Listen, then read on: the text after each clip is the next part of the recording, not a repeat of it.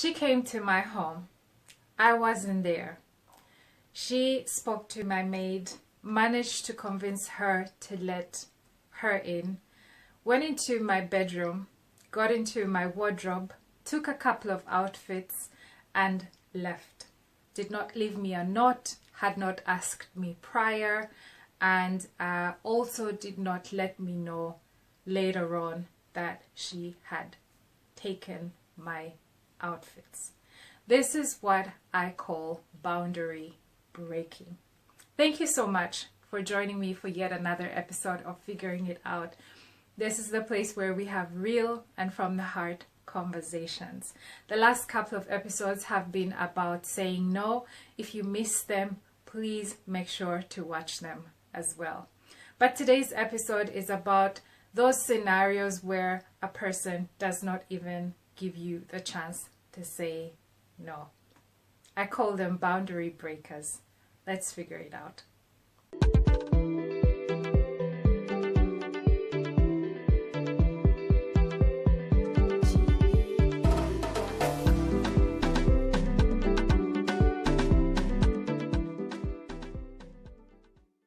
So boundaries are basically that space that we determine for ourselves in order to protect our emotional well-being, our mental well-being, our physical well-being, our sexual well-being, and all of that.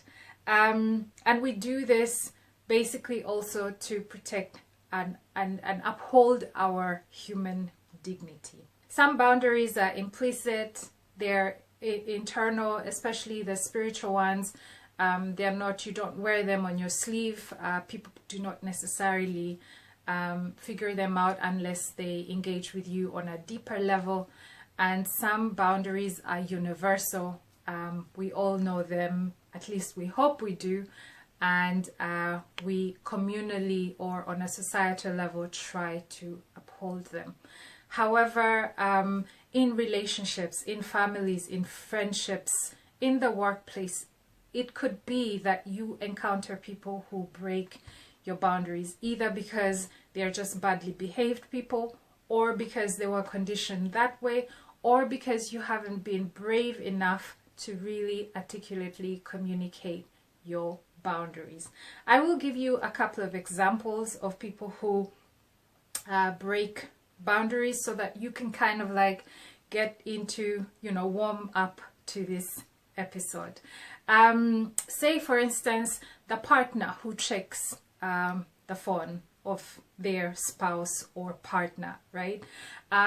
You can see there that someone is crossing a line for whatever reason, right? Maybe they suspect something is going on, or they are just a curious person by nature, or they just kind of like have grown up never knowing or ever having a private space of their own. So they just kind of like go for it.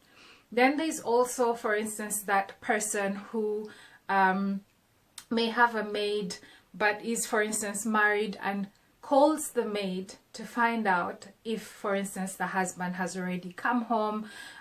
This could be boundary breaking in the sense that either you're spying or you are, I don't know, you have a situation at home where you do not trust your spouse, or you do not trust the people that you live with, you don't trust their characters, therefore you don't believe that whatever it is that they will tell you if you ask them directly would be the truth, and therefore you circumvent them and try to ask via other people such as the maids. Those are some examples of boundary breaking. I also wrote down a couple more, such as, that friend who makes snide remarks about your looks, about your size, about your outfits. For instance, I had this experience where someone once, a work colleague, said to me, is that a new outfit again? And I said, sorry, are you like observing me? Like, are you counting the amount of outfits that I have? And then they went like, no, I just wanted to say that that outfit looks nice. But I felt like the way that they brought that comment across for me was boundary breaking, because I thought, hey, first of all, if you want to pay me a compliment, just get straight to the point and say that's a beautiful outfit or that's a nice jacket, but do not kind of like pose the question as if I owe you accountability as to, you know, which outfits I select, how many I can buy, yes or no, because I work hard for my money, and I reserve every right to spend it the way that I please. But having lived in another country before I came to Germany, I think that specific behavior is unique to Germany. Yeah. People who ask intrusive questions are also boundary breakers. I will be doing an episode purely dedicated to loaded and intrusive questions, because I remember, I will give you one specific example. We were at a church service from a friend of ours, friends that had gotten married and were having a Thanksgiving do afterwards. And the Thanksgiving started out with a church service, and the pastor happened to know my husband and I. And after the service, he walked up to us and he said, "Hey, you guys have been married for a while, right?" And we said, "Yes, we have." And he said, "Where are the children?" Yeah, I find that, you know, if you're not someone's close friend, they have not opened up to you about their journey, there are certain questions at our age, I hope, as grown-ups, that you shouldn't even have the audacity to ask. So for me, that was a boundary breaking question. And because I have trained myself in this space, and I'm still growing and I'm always challenging myself to get better, I do not dignify such statements or such intrusive questions with the polite response. I really hit the head on the nail, because I just think that people need to wake up from their slumber and get a little bit more respectful in their ways. Yes, I spoke about different types of boundaries. So one of the boundaries is the sexual space boundaries. There's a lot of subtle sexual abuse that is going on in workplaces, in sports places, in all kinds of places. And this is the space where you really have to, especially as a woman, you have to really stand up for yourself, and you have to really clearly communicate what is okay and what is not okay with you. This will differ from individual to individual, but I think that we do not have a choice to be silent. We have to speak up. If that boss wants to hug you in an inappropriate way, or wants to touch the small of your waist when they're saying hello, or they want to kind of like peck you too strongly, you have the right to say no. I think what I'm also trying to say in this whole thing is that when you meet boundary breakers, it is very important to catch the early signs, right? Catch the early signs. I will tell you one more story. There's a lady that I was just getting to know when I had just come to Berlin, and I invited her over to my house. And then I offered her something to drink before we started, you know, having the get to know each other chat. And I offered her something to drink, and I remember when I offered her something to drink, I said to her, "Hey, I can offer you tea. The tea could be black with lemon and ginger, or it could be English tea with milk and sugar, or I can also offer you guava juice, but it's from a bottle, or I can offer you Coca-Cola, or I can offer you water. What would you like to have?" And I think she opted for a Coca-Cola. I brought the Coca-Cola, I got myself a tea, we sat down and we started chatting. In between our conversation, I needed to use the bathroom, so I left the living room. And when I left the living room, she walked over to my kitchen and she opened my refrigerator.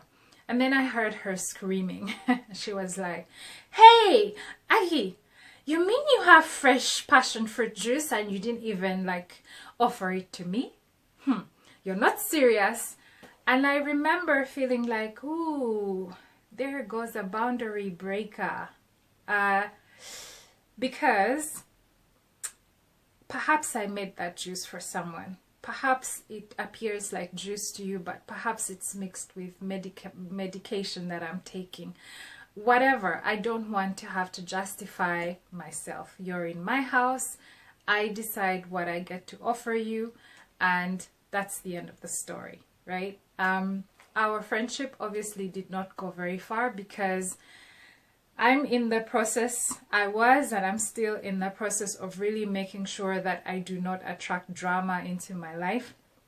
So for me, her being the age that she was and still having no sense of boundaries and to some extent no sense of self-respect kind of like made me repel her, and we didn't get very far. Yeah. So I share some of these stories to say, learn to see people. I think it was Maya Angelou who said that when people show you who they are, believe them, and believe them the first time. You will save yourself a lot of problems.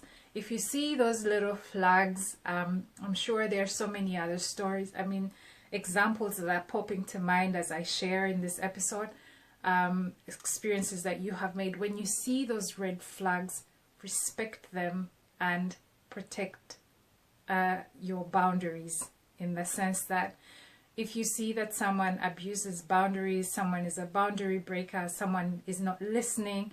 I recently, for instance, I think I might have even been joking, I'm not sure, but I posted on my status saying that, hey, let's keep it real this Christmas. If you haven't been checking on me all year, please don't send me any forwarded messages. Because honestly speaking, you know, yeah, it's just what it is. Anyway, I posted that and a friend giggled about it, and this is, and I use the word friend very lightly, but this person is actually not even my friend. They giggled about it and they were like, oh, don't make such a big deal out of it, and don't make it hard for us, and so on and so forth. And I said, you'll be fine. You know, if you don't send the message, you will be fine. And then Christmas came, and this specific person went ahead to send me a forwarded message. Obviously, I did not dignify it with a response because I thought those are the little signs, right? You really need to hear people. When people are saying to you, this is the boundary, respect it, you know? That is the way that you set the stage for a mutually respectful relationship. But if you feel that you need to be stubborn and you need to prove a point on those little things, the Bible says that if you can be faithful with the small things, you will be trusted with the big things. So respect people's boundaries, read the signs, read the flags that people send, and save yourself a lot of trouble. Okay, I think one more that I would like to share is in the space of prayer, right? I remember one time I used to attend a cell group or a home group, and I was amazed. I've attended many home groups, so I think one will not be able to trace which one, but it is very important to me that I share this because I have never seen boundary breaking like I saw in that space, right? In the name of praying for people, some people were going ahead and washing other people's dirty laundry on their behalf, right? It is one thing if it is your personal experience and you want to talk about your personal pain, your personal journey. You have the right to determine what you will share or what you will not share. But the problem is when you have shared a specific pain with a friend, and this really goes for wives, for friends, and so on and so forth. If a friend shared a pain with you and you go to your cell group or your home group and then you spill her entire life story and all the details of her wounds in the name of we want to pray for her, you are breaking a boundary. and you're breaking trust. And I can guarantee you that as soon as that friend finds out that you did that, sooner or later they are going to distance themselves from you, because you just really took away their safe space. Yeah, I once met a lady, and I hadn't even gotten a chance to know her very well. I think it was like our second meeting, and she was already spilling for me so many beans about her marriage and the things that she was going through with her husband. And listen, I've been married for a while now. I know that people go through stuff, but still, no matter what you go through, you have to recognize the spaces where it is safe for you to share, and the spaces where you need to protect the dignity of the person that you are with, right? And she shared so much, and it was very many ugly details, that I left the conversation feeling extremely molested. And that was it. We couldn't go any further, because I thought that, hey, if this is the person that you're building family with, that you are sleeping with, that you have had children with, and you don't know how to protect them, how is it that you are ever going to protect me? You hardly know me. So I knew from the get-go that I could never open up towards this person, right? So those are boundary breakers. The person that is being exposed, or the person whose boundaries are being infringed upon, doesn't even get the opportunity to say no, right? So before I close this episode, I'm asking you to pause and reflect, and just make sure that you are always only sharing your story, your pain, your experience, but also that the motives behind your actions are really, really pure, and that you're not staining or making someone else lose their dignity in the process, right? And I mean, I have been in writing classes because I really love to write, and one of the things they teach in writing classes is that be very brutally honest with the message that you're trying to put across. So if it is your personal experience and you want to put it out there, please go ahead and put it out there. However ugly it might be, this is your story, and nobody should tell you what you can or cannot share. This is just about when you infringe on someone else's space, right? And here comes the last thing. The person who is causing you pain, if they wanted their part in your story to be different, they would have behaved differently, right? So as long as you're telling your own story, go for it. What the problem is when you're telling someone else's story, then you have to honor their dignity. I think that is kind of like deflecting and focusing on someone else rather than focusing on your narrative. Yeah. I hope this helps you, or at least it enlightens you. And the goal of sharing this episode is really to basically encourage you to get those red flags early, you know.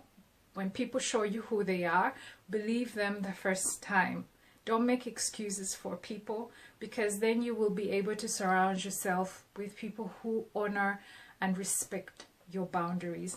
The second reason for sharing this episode is to just encourage you to reflect, right? Are you the boundary breaker? Are you that friend who goes to your friend's house and takes clothes from their wardrobe? Are you that person who invites themselves? I mean, I was also shocked once.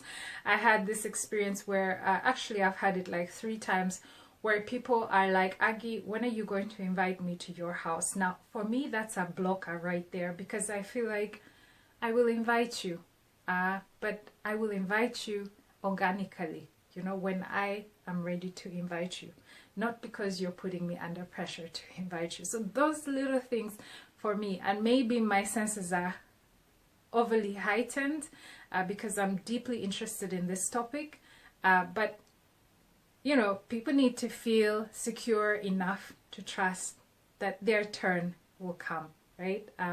As an example, I didn't want to detract, but this is to encourage you to see the flags and also to reflect and see if you are a boundary breaker. If you are that person that is calling the maid to ask questions instead of calling your spouse or calling the person that you're living with. it's boundary breaking. It puts your own dignity in question. It creates a space, an environment of mistrust.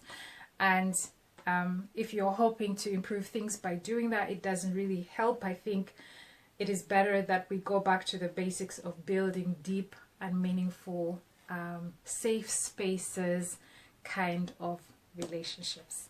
Thank you so much for sticking it out with me. I hope this was helpful, and I'll see you in the next one. God bless. Bye-bye.